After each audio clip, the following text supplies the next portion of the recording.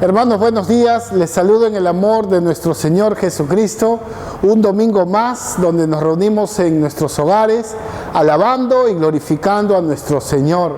Después de haber pasado un buen tiempo en comunión con nuestros hijos a través de las enseñanzas bíblicas para ellos y después de haber cantado unos preciosos himnos al Señor, ahora, hermanos, nos congregamos, nos reunimos de manera virtual por el momento para adorar a nuestro Señor, para bendecir su nombre, para resaltar el día del Señor. Y en esta mañana, hermanos míos, una mañana de victoria, una mañana de gloria, porque nuestro Señor Jesucristo resucitó de entre los muertos. Vamos a prestar atención a la enseñanza que Dios, a través de su siervo y su palabra, quiere hablarnos en esta mañana. Hermanos míos, en esta mañana vamos a hablar sobre los rasgos de la avaricia. Y esto es bien importante poder mencionarlo porque creo que todos queremos de alguna u otra manera lograr el éxito en la vida. Y el éxito se puede desarrollar de distintos matices. Algunos llaman éxito a la casa propia, otros llaman éxito a los estudios, al trabajo, al dinero, a la profesión, a las distintas formas que uno va creando a lo largo de su vida y llamando éxito a tales. En esta mañana queremos hablar de esto. Hay ciertos peligros que uno tiene que estar al tanto, hay ciertos peligros en los cuales nos vamos a ver envueltos en medio de este peregrinaje hacia lo que queremos llamar el éxito. Es más, también hay un gran peligro en la misma palabra éxito. El mundo lo entiende de una manera distinta, pero Dios, que rige y gobierna nuestros corazones, lo ve desde otro sentido. Entonces, en esta mañana vamos a hablar sobre los rasgos de la avaricia. Les voy a pedir, por favor, que abran sus Biblias en el Evangelio de San Lucas, capítulo 12. Evangelio de San Lucas, capítulo 12, y vamos a leer desde el verso 13 hasta el verso 21. Evangelio de San Lucas, capítulo 12, desde el verso 13 en adelante. La palabra de Dios dice así: le dijo a uno de la multitud: Maestro, di a mi hermano que parta conmigo la herencia. Mas él le dijo: Hombre, ¿quién me ha puesto sobre vosotros como juez o partidor? Y él les dijo: Mirad y guardaos de toda avaricia, porque la vida del hombre no consiste en la abundancia de los bienes que posee. También les refirió una parábola diciendo: la heredad de un hombre había producido mucho, de un hombre rico había producido mucho, y él pensaba dentro de sí diciendo: ¿qué haré? Porque no tengo dónde guardar mis frutos. Y dijo: esto haré, derribaré mis graneros y los edificaré mayores, y allí guardaré todos mis frutos y mis bienes. Y diré a mi alma: alma, muchos bienes tienes guardados para muchos años. Repósate, come, bebe, regocíjate. Pero Dios le dijo: necio, esta noche vienen a pedir tu alma, y lo que has provisto, ¿de quién será? Así es el que hace para sí tesoro y no es rico para con Dios. Hermano mío, como les decía al principio de esta enseñanza, el propósito que nosotros tenemos en la vida siempre será y es de glorificar a Dios. Ahora, esta labor que tenemos como tarea de glorificar a Dios incluye en nuestras metas principal el hecho de poder lograr objetivos en la vida. El propósito es glorificar a Dios, pero hay ciertos objetivos que vamos a ir trazándonos para poder lograr el propósito. Esos objetivos pueden llamarse estudios, trabajo, economía, familia, hogar, pueden llamarse de distintas formas, pero el propósito es glorificar a Dios, y es algo de lo que no debemos de perder el sentido del camino. ¿Sabe?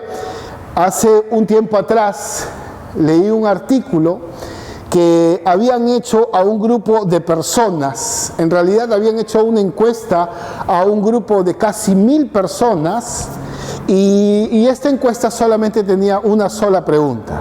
La pregunta era: ¿cuál es tu objetivo en la vida? Y interesante porque arrojó un resultado muy alarmante. El 85% creían que el objetivo en su vida era que sean profesionales y, si Dios quiere, que sean ricos, económicamente estables. El 85%, imagínense. Mientras que un 10% no sabía cuál era el propósito en su vida. Y solamente el 5% de este grupo de personas creían que su propósito era glorificar a Dios. Ahora, ¿cuál es lo interesante de este grupo de personas? Es que era un grupo de personas creyentes. No eran ni siquiera incrédulos, eran creyentes. Y esto nos deja algo muy evidente. Y eso nos alarma de una manera muy sobresaliente, y es el hecho de que mucha gente hoy en día cree que sus objetivos son más materiales que espirituales. Y esto no solamente puede pasar en los Estados Unidos o Canadá, donde se hizo esta encuesta, sino también puede pasar aquí en San Martín y en Cantacallao, de donde somos nosotros. Puede pasar en Los Olivos, en La Molina, en Santa Anita, en Argentina, en la Guyana, en donde sea. El problema de muchos creyentes hoy en día es que creen que sus objetivos son más materiales, temporales, que espirituales. ¿Y sabe qué? Hay que hacer un mea culpa en medio de toda esta información, en medio de todos estos datos que nos brinda esta revista. Y es que muchos padres hoy en día felicitamos y nos sentimos orgullosos de nuestros hijos cuando ingresan a la universidad o egresan de la universidad, que cuando terminan de leer toda la Biblia. Y a veces nosotros somos los que contribuimos a que nuestros hijos crean que sus objetivos principales y fundamentales son lo material antes que lo espiritual. Y esto lo dejo entre paréntesis para que podamos hacer un análisis, porque recuerde, lo que nuestros hijos son es lo que nosotros hemos puesto como base, como fundamento sobre sus vidas. Sin embargo, yo quiero decir algo con lo cual quiero empezar en esta mañana.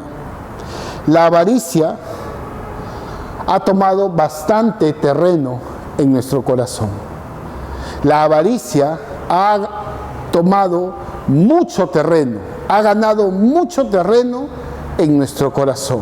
Y tal vez porque vivimos en un mundo muy material, tal vez porque vivimos en un mundo globalizado, tal vez porque nos hemos descuidado de nuestra relación y nuestra comunión con Dios, o tal vez porque no hemos puesto las bases sólidas para la edificación de la vida de nuestros hijos o de nuestras propias familias. Sin embargo, en esta mañana yo quiero hablar y quiero que todos podamos reflexionar. No está teledirigida esta enseñanza, no está dirigida a un grupo.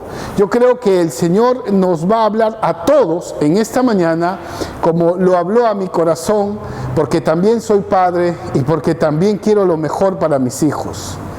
Entonces, en esta mañana vamos a hablar sobre los rasgos de la avaricia. Ahora bien, ¿qué es la avaricia? Porque si vamos a hablar de la avaricia, es importante que sepamos qué es la avaricia. Y la avaricia no es otra cosa más que el afán o el deseo desordenado de poner las riquezas, los bienes, las posesiones u objetos de valor con la intención de atesorarlos para sí mismo. En otras palabras, resumiendo esto, la avaricia es el afán, el deseo desmedido de poder poseer cosas y atesorarlas para sí. Esto es algo que debemos de tener en cuenta. Ahora, acabamos de leer uno de los textos bien interesantes que nos hablan precisamente sobre lo que es el afán y la avaricia. Ahora, ¿de qué está hablando este texto? En primer lugar, esta parábola que menciona el Señor Jesús es a raíz de una pregunta de un hombre que estaba disputando con su hermano para que su hermano pudiese compartir con él su herencia, ¿verdad? Y llaman al Señor Jesús a ponerse como juez o árbitro, ¿no? O partidor. Jesús tenía que legislar, Jesús tenía que dividir si era correcto o no era correcto, si era proporcional o no era proporcional. Y él dice, a mí no me puedes poner por juez o partidor, sencillamente, yo no he venido para esto. Ahora, ambos hermanos es probable que eran ricos por el contexto de la parábola, porque hablan de un joven rico. Y el problema es que cuando tienes más, quieres más. Tienes el deseo de querer tener más de lo que probablemente ya tienes. Ahora, hay dos opciones en medio de todo esto. Hay la opción 1, que está hablándonos el texto. Es probable que al parecer el que le pedía a su hermano que comparta con él su herencia era ambicioso porque ya tenía, recuerden, una herencia, porque ya tenía y quería más. O la opción 2, por la cual yo más me inclino, es que tanta era la ambición del hermano que tenía la herencia que no quería compartirla. ¿Y por qué me inclino hacia esta opción? Por el contexto de la parábola. Y es allí donde el Señor Jesucristo comienza y dice lo siguiente: mirad y guardaos, dice en el verso 15, de toda avaricia, porque la vida del hombre no consiste en la abundancia de los bienes que posee. En otras palabras, les dice a estos dos hermanos que estaban en disputa, cuídense de la avaricia, porque el sentido de la vida, el propósito de la vida, no consiste en tener más herencia o menos herencia. Y ahí es donde él comienza a hablar un poco acerca de lo que es la avaricia al contexto de la parábola del hombre rico. Yo quiero preguntar con esto, mis queridos hermanos, ¿cuáles son los rasgos de una persona avariciosa?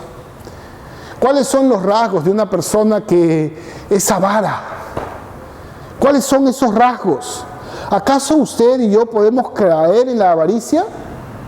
¿Acaso estamos exentos por ser hijos de Dios en caer en la avaricia? Y la verdad es que es importante que nosotros sepamos cuáles son los rasgos de la avaricia. Y rápidamente vamos a ver el primer rasgo de la avaricia. Y el primer rasgo de la avaricia está en el verso 17 y verso 18. Lo leemos, por favor. Y él pensaba, hablando de esta parábola, él pensaba dentro de sí diciendo: ¿qué haré? Porque no tengo dónde guardar mis frutos. Y dijo: esto haré, derribaré mis graneros y los edificaré mayores, y allí guardaré todos mis frutos y mis bienes. El primer rasgo de la avaricia es el egocentrismo. Una persona que es avara, una persona que cae en avaricia, es una persona egocéntrica. Una persona egocéntrica es alguien que solamente piensa en sí mismo y no piensa en los demás. Tal era la avaricia de este hombre, tal era su egocentrismo de este hombre descrito en esta parábola, que en el verso 18 3 veces utiliza la palabra mis graneros, mis frutos, ¿no? Mis bienes, todo lo tira hacia él. Ahora, yo digo, el Señor Jesús en esta parábola está atacando el egocentrismo de las personas, porque una persona que posee muchos frutos y en cantidad ¿Acaso no puede compartir con otros que no lo tienen? Sin embargo, este hombre estaba pensando en sí mismo y diciendo, lo que yo tengo, quiero tener más. Y este es el problema de una persona que es egocéntrica. Siempre quiere más. Siempre. Nunca se conforma con lo que tiene. Siempre está queriendo más y más y más. Recordemos que la enseñanza de esta parábola está dirigida, está enfocada al corazón avaricioso, a ese corazón que siempre está deseando más y más y más, pensando que la vida de él o la vida de ella consiste en que mientras más propiedades, más títulos, más dinero tenga, es mejor persona. Y qué equivocados podemos estar. Qué equivocado usted o yo podemos estar al pensar de esta forma. ¿Sabe? ¿Es malo pensar en uno mismo? Yo me preguntaba mientras estaba desarrollando este primer punto, ¿acaso es malo pensar en uno mismo? Sí, por supuesto que es malo, pero también es importante entender cuál es el momento, ¿no? Hay momentos donde uno tiene que pensar por sí mismo. Por ejemplo, si estoy en una relación que no es bíblica, que no es santa, yo tengo que pensar en sí mismo a pesar del dolor que pueda causar a la otra persona y tengo que renunciar a esa relación para glorificar a Dios.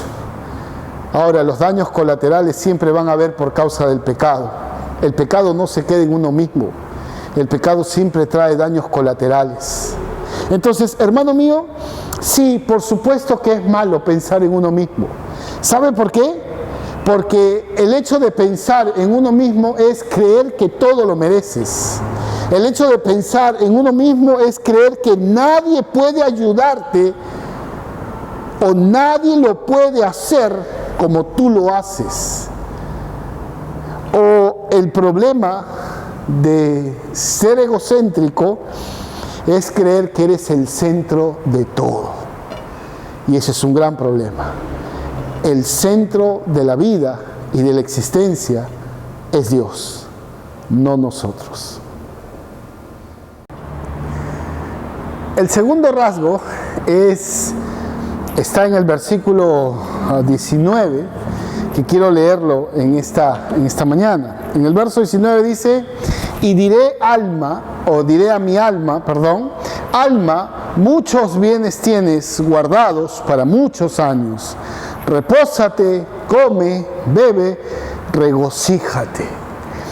El segundo rasgo es la desmedida confianza de sí mismo. Hay una línea muy delgada, hermanos, hay una línea muy delgada entre lo que es la confianza y la seguridad de uno y lo que es el orgullo. El problema es que muchas veces nosotros invadimos esa línea, creyendo que tenemos confianza en lo que hacemos, creemos que es necesario tener seguridad en nuestras decisiones, pero caemos lamentablemente en el orgullo. Y esto es algo que está afectando, obviamente. ¿Por qué? Porque creer que solamente yo y nadie más que yo lo puede hacer, definitivamente es orgullo.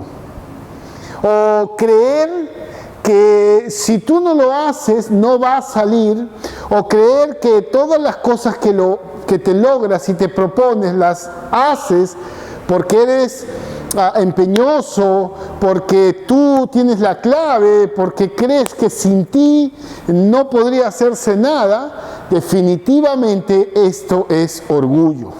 Y el problema del orgullo es que confiamos de manera desmedida en nosotros mismos.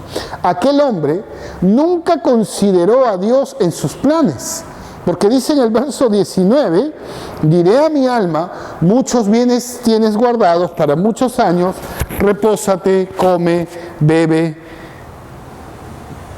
regocíjate.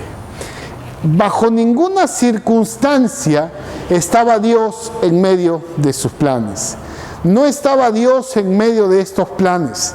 Y esto es algo que es característico de una persona que tiene una confianza desmedida en uno mismo. La Biblia dice en Proverbios 16:3, de manera parafraseando, dice: pon tus logros en el Señor y se cumplirán. Todo lo que yo deseo, hermano, todo lo que yo anhelo en mi corazón, mi querido hermano, hermana, siempre tiene que estar custodiado, supervisado, analizado bajo la voluntad del Señor.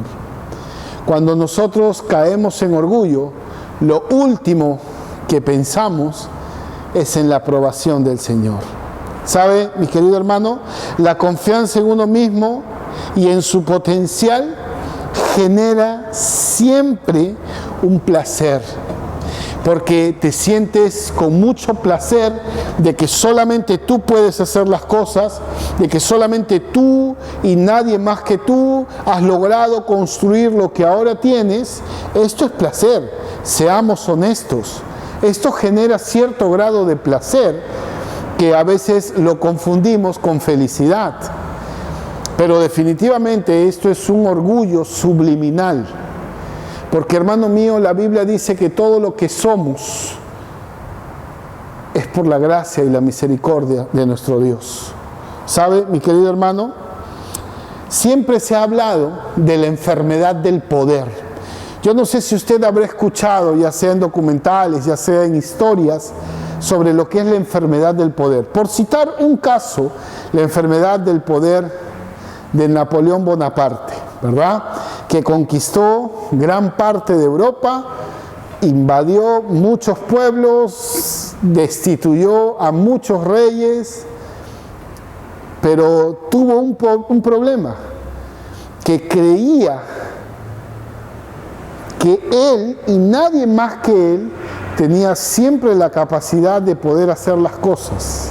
Se llenó de locura en poder y trató, todos sabemos, su famosa batalla de Waterloo, donde pierde, ¿verdad?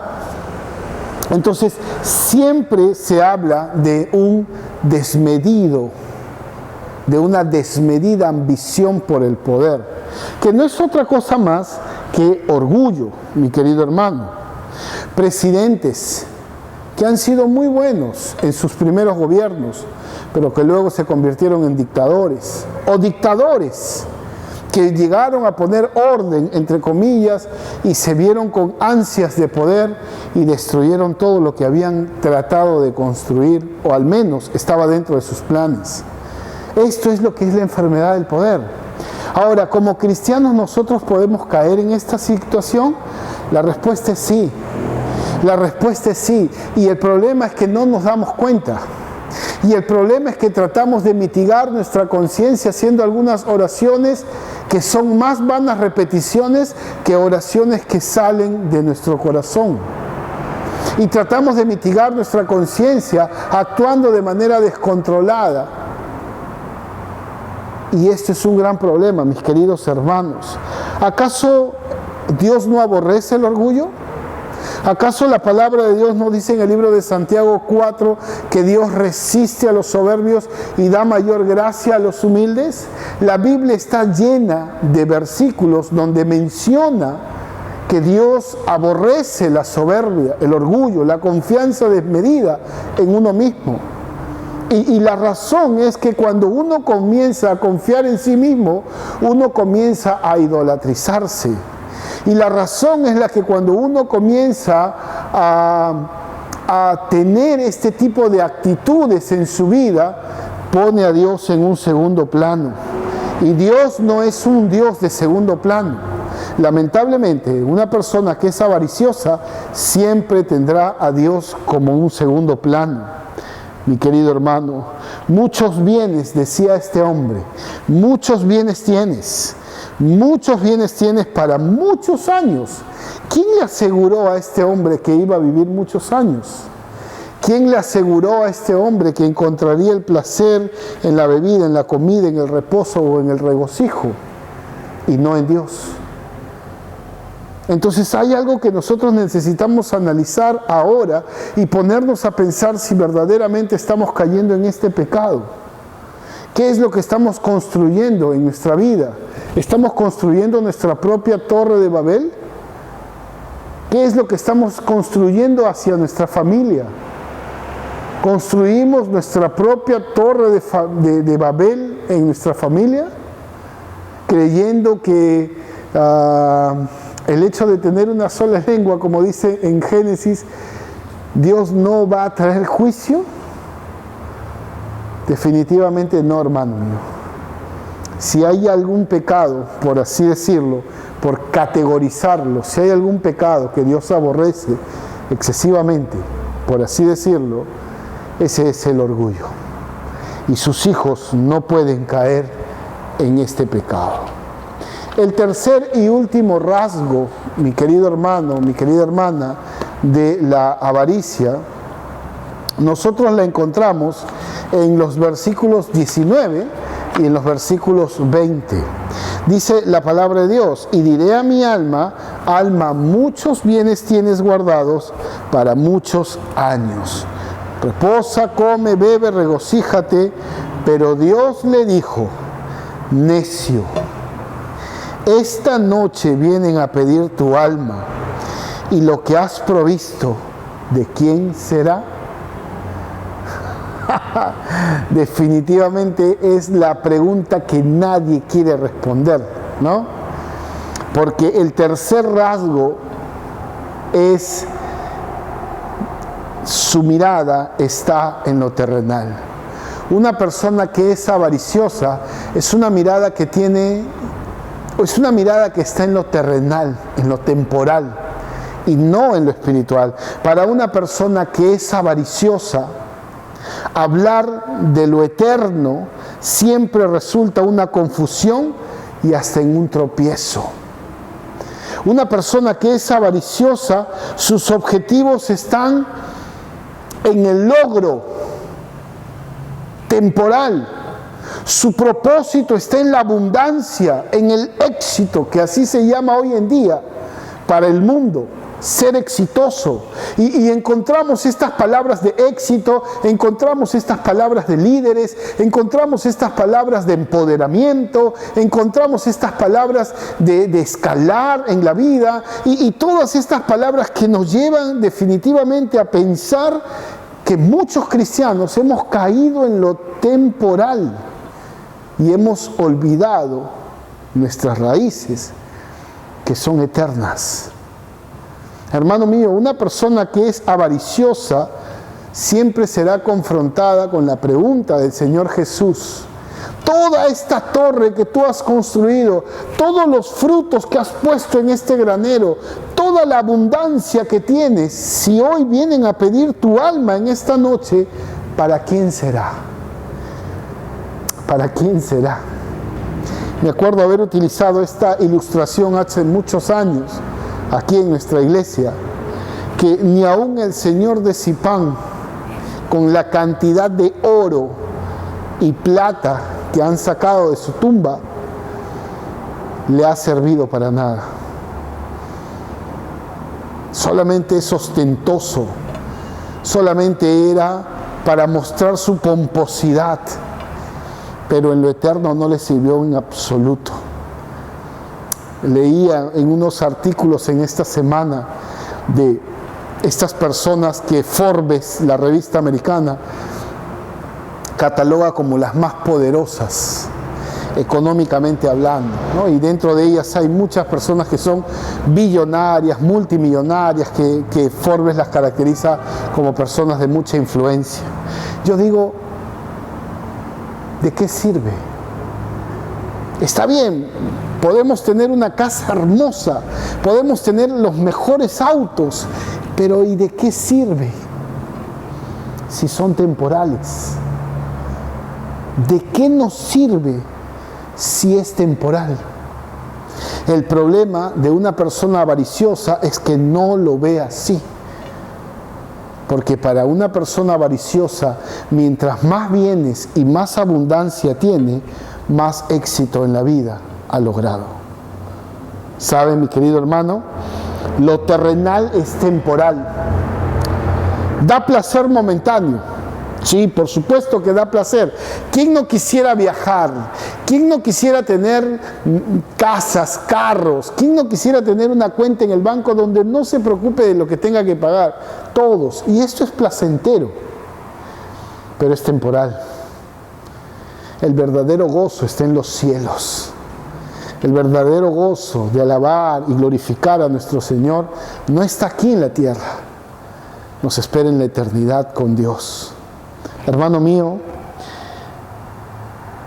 yo conocí a una persona hace mucho tiempo atrás que creía que el éxito en su vida era poder lograr más objetivos, poder lograr más estudios y más dinero.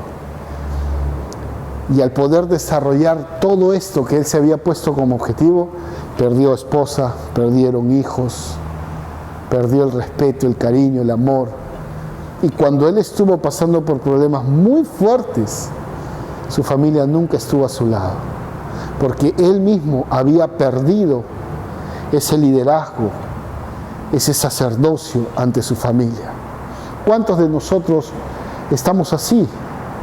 Más afanados en qué vamos a comer, qué vamos a beber, qué vestiremos. Pero la Biblia dice, busca primeramente el reino de Dios y su justicia, y el resto será dado por añadidura. ¿Sabe, mi querido hermano? Termino con esto. Vivimos en un mundo competitivo, vivimos en un mundo posmoderno, y desde pequeños nos enseñan a lograr todo lo que nos proponemos sin considerar a Dios. A veces Dios es un tropiezo para poder ingresar a la universidad. A veces Dios es un tropiezo para poder lograr ser un empresario. A veces Dios es un tropiezo para poder ser un profesional. De repente no lo decimos de manera verbal, pero de manera intrínseca lo estamos diciendo.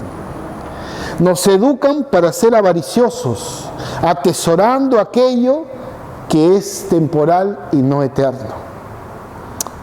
Jamás, quiero decirle esto, jamás podremos comparar. No hay punto de comparación entre lo eterno y lo temporal. Lo temporal es temporal, es momentáneo, es pasajero, es inseguro. O como dijo Jesús en Mateo capítulo 6, es una locura que podamos confiar en las riquezas. Mientras que lo eterno es eterno. Es estar con Dios en su presencia, alabándolo y glorificándolo. ¿Cuál es el consejo de Jesús para no ser avaricioso? Lo dice en el verso 21. Ser ricos para con Dios. Ser ricos pero para Dios. ¿Qué significa esto? Esto significa, a mi criterio, 3 puntos. Cumplir la voluntad de Dios nos enriquece. Abundar en buenas obras nos enriquece. Ser generoso, ayudar a los demás, nos enriquece como persona, como hijo de Dios. Y tercero, ser rico en nuestro servicio, en el servir a los demás, el servir a Dios en su casa, en su iglesia. Hermano, termino esta enseñanza con lo siguiente. Quiero que me presten mucha atención. La verdadera riqueza de un hombre, está en lo que da a otros y no en lo que recibe de otros. Recuerda esto, la verdadera riqueza de un hombre es lo que doy a otros, no lo que recibo de otros. En otras palabras, más bienaventurado es dar que recibir. Que tenga una excelente mañana, que siga glorificando a Dios en su vida y recuerde, pronto ya estaremos nuevamente en casa, juntos, alabando y glorificando a nuestro Dios. Bendiciones, amada iglesia.